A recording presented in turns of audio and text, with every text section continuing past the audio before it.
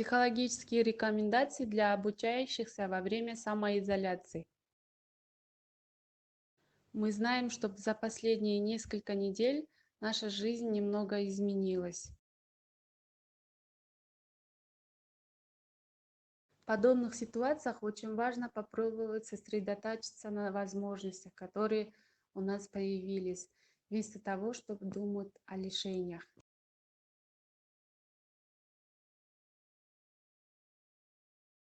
Как можно поддержать свой организм?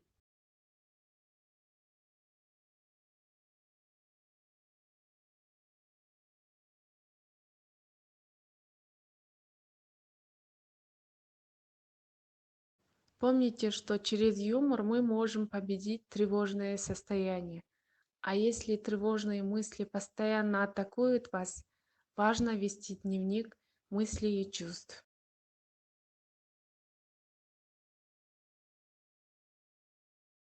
Наша жизнь и есть дорога перемен, поэтому наша задача постоянно меняться и развиваться. Мы можем быть уверенным в этих переменах и в своем будущем только тогда, когда саморазвитие становится нашим стилем жизни. Саморазвитие происходит тогда, когда мы развиваем свой разум, развиваем свою душу.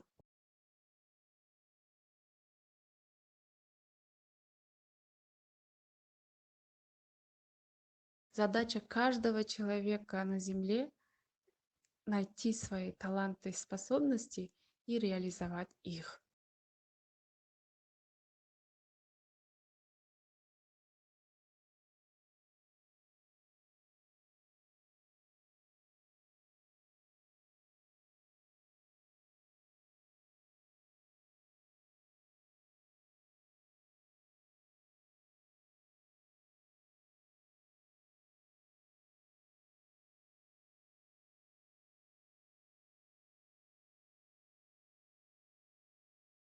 Ваша жизнь не станет прежним, прочитав ряд классических книг, которые я вам рекомендую.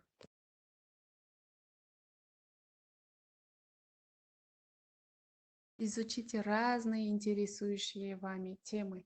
На самом деле возможностей в нашем мире очень много. Начните свой путь познанием себя. А познание себя приходит тогда, когда мы активно изучаем свой род. По линии отца, по линии матери узнаем, какими талантами они обладали, к чему стремились, потому что через их гены, через их кровь нам передается память предков. Возможно, и вам таланты передались от предков.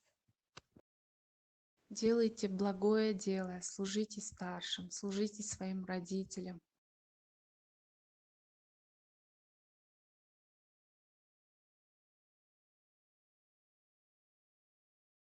Желаю вам провести время с пользой.